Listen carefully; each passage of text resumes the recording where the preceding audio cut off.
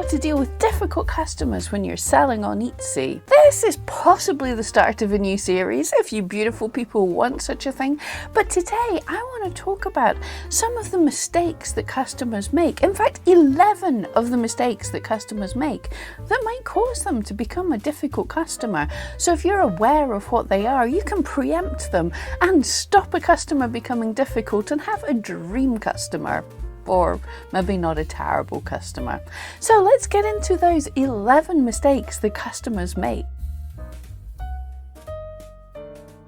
Mistake number 1, not getting their Etsy emails. This sounds like such a basic one, but so often I hear people saying they've tried to contact their customer through Etsy messaging and it's near the time they've got to send. What are they going to do?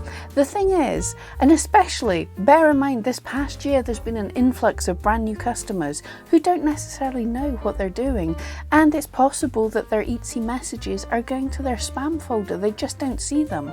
So customers aren't necessarily being difficult, they just don't know how to converse with you on Etsy.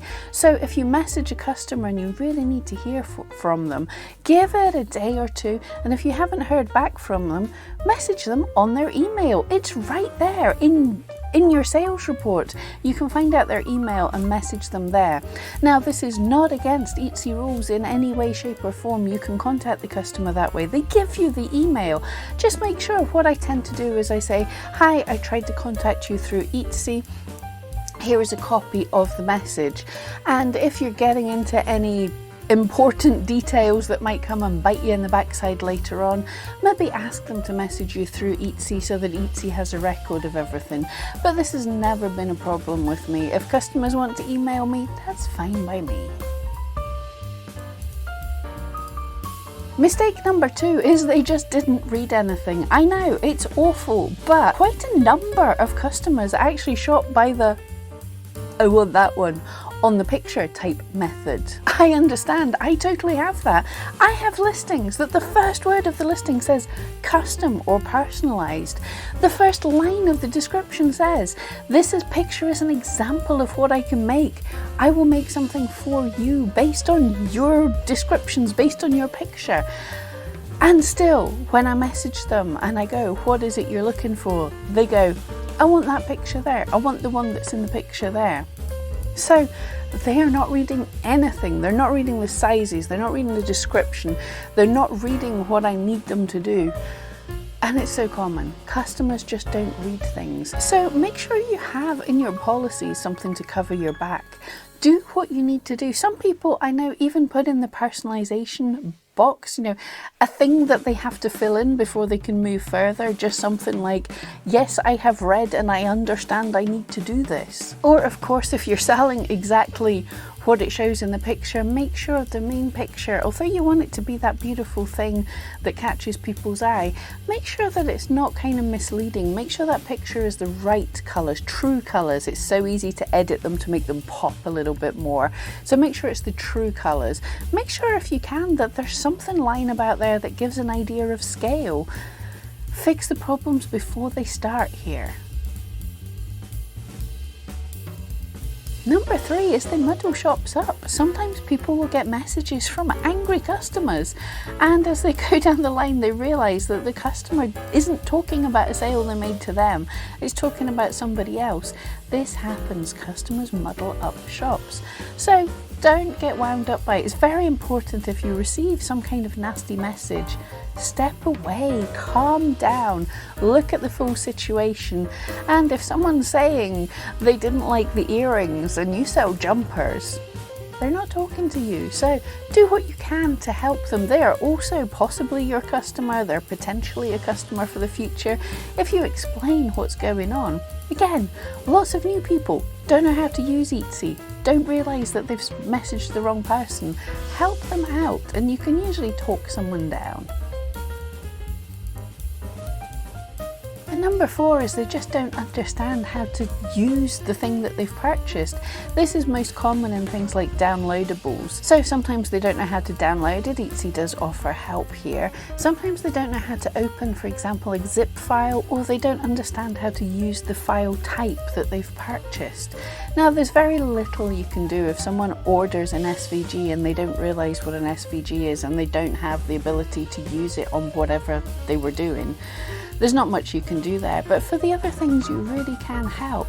Look at the issues that people might be having and have in part of the message to customer, have somewhere explanations for how they can deal with this thing. Show them the links to how they download the item. Let them know how they can unzip folders. Answer all their questions before they become issues. 5 is they don't understand how to contact you. We've already said that they don't understand about Etsy mails, and sometimes your Etsy conversations don't reach you. At the same time, quite often they don't understand how to contact you. So if there's any kind of problem, it will happen that sometimes customers will just open a case. Now, I know, sucks to be you. I know this is horrible, but we've got to try and not be angry about it. We've got to try and not be defensive and say, you've gone about it the wrong way, you should have messaged me. Still, deal with the case professionally. Message the customer, try and deal with the issue. So many people freak out and go, you've spoiled my shop, look, my quality score is gone, you've killed my shop. Don't think like that. It's kind of already, the damage is already done. Now your job is to get a happy customer, to try and resolve the issue. So try and calm down. This is the biggest tip. Calm down and deal with it. See what you need to do to resolve what the customer's issue is. If they get nasty or anything else, if they're saying things that kind of rile you up a bit, don't respond to the nasty. Look and see if they have genuine points. See how you can help them. I'm going to cover this in another video, but don't immediately bow and give them their money back if they're speaking rubbish. Don't let them scam you. But do good customer support. Try and help them. Even if inside you're a little ball of rage, try and help them. Number 6 is they expect next day delivery, even on handmade, custom, personalised things. Yeah, this is the nature of the internet. We said they're not reading stuff, so they don't look at how long it's going to take for you to create something to ship it. I know, this is totally a pain. All you can do, make sure your first message to buyer mentions again how long this kind of thing's going to take. Keep them updated. Let them know, thank you, I've received your order, I'm working on it right now. The more you keep the customer up to date, and this is something I need to do more of, but the more you keep them up to date with a realistic expectation of how long things are going to take, then awesome. The more likely you are to end up with happy customers. So preempt that they're going to be yelling, where is my item? And let them know that you have their order and you are working on their item. Sometimes they review the item before they've even received it. This is not the buyer's fault, this is Etsy's fault. And again, look, if you get a 1-star review because someone says, I can't really say anything because I haven't received it yet. Yeah, that totally sucks. But the problem is Etsy has taken the estimated shipping date, assumed the item is with the buyer, and then the buyer's got a message from Etsy saying, review this purchase. And the buyer's like, oh, is it supposed to be here by now? Starts to panic, or at the worst just leaves this review saying, I didn't get it yet, so I can't give a good review. This is fair. This is Etsy's fault. This is Etsy doing bad expectations for the customer. There's not really much you can do here. One thing that I do is make sure that my processing times and my shipping times are long enough that the item is likely to get to the customer. Always under promise and over deliver, so that message from Etsy isn't sent out. The review window doesn't open until the customer's at least received the item. Now, if it means the review window is quite a bit later than after they've received it, it does mean you might get slightly less reviews, but I'd prefer that to having people review my item before they've even received it. Number 8 is a weird one, but sometimes they just don't realise you're an individual shop. They think Etsy is an identity. Etsy is the entire marketplace, and they don't realise they're buying from different people. So as we said, we might get messages from people thinking, like, muddling up orders. We might get angry messages about all sorts of things that they're struggling with on Etsy that are Etsy customer support issues. They're not our problems. We just have to be nice and refer them onto Etsy. Again, this is just customers that don't understand how things work. So if we're nice, if we're calm in their panic mode, if we help them, then they're more likely to come back to us because we were awesome once they realise that we're an individual shop. Number 9 is a weird one, but it's different cultures. If you're shipping internationally, different cultures communicate differently. Sometimes you might have a customer from a country and you feel they're being really rude and blunt to you. They're not actually. So you've just got to take a step back and not kind of freak out and get all defensive and angry. That might just be the communication style. They might actually be really lovely people, but it's just in their culture how they communicate with people. Again, the same, sometimes different words don't quite mean the same thing, or they might be using a translator and talking to you in a completely different language. So be understanding and kind. They might not be being rude to you, this just might be how they talk. That sounds weird.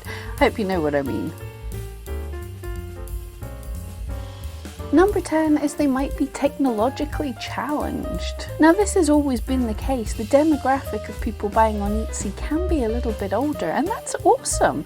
This is where crafty, slightly older people go to buy gifts for people. That's great. And in the past year, there has been an influx of people who'd never purchased online, coming online and buying. They might not know how to do things. They might not understand how to communicate, how to pay, how to do all the things. So take your time and be kind. Think how you would want your mother or your grandmother spoken to if they were trying to figure their way around a platform. And people might get defensive or even angry if they don't understand things. They're not angry at you. They're probably angry at themselves. So again, stay calm. This is the big take-home message. Stay calm. Don't get mad at them. I've found 90% of the time a customer that sounds a bit aggressive or angry are not really angry at me, and they can be talked around. If you just stay calm, stay professional, and stay helpful, and don't take those nasty words, those nasty comments to heart. And the final one is they don't understand the quality process. You'll see this in items that can be bought sort of on the high street. You know, if you're buying gloves or something, people might rightly be confused as to why they can buy gloves for a couple of pounds in the supermarket. Why are you charging 10, 15 times that price? If this is someone that's not your customer that's just messaging you, don't get defensive, just point out the differences and don't spend too much time on it. Make a standard reply to this if you're getting asked this a lot, but at the end of the day, they're probably not your customer if they're wanting cheap things. But if you can explain that the difference is you are hand making this out of quality materials and some things might be a rushed process and they're not such good quality, explain the differences. And I've got to be honest, there are some things, some processes now that the hand making thing is not as good as the machine manufacturing process. I'm sorry to say this, but there are times where hand making becomes obsolete. It doesn't add any value. So if this is the case, then maybe it's time to look for a different niche. But quite often the hand making thing adds a charm. For instance, your plates, bowls, cups that you buy for everyday use that are mass manufactured, we expect them to be cheap. But, and obviously a hand maker can't make them to quite the same precision. What they can do is make them to more charm. As they say, in pottery, you see the thumbprint, you see the fingerprint of the maker on it. So see what's different about your process that can make you stand out. Customers are quite right to question if they can get the exact same thing at a cheaper price. Make sure your item isn't the exact same thing. I hope this helps. And today's picture of the day, because you seem to enjoy that in a different video. So this is the Tinnabrúach viewpoint. Today's word of the day is Tinnabrúach. Pop this in the comments if you've made it to this point. And I would love to see your spellings of this, because I don't know how to spell Tinnaburra. It actually means house on the hill, and it's the name of the house where I grew up as a child. But it is also a stunning area in Scotland. Okay, have a great day. See you in the next video.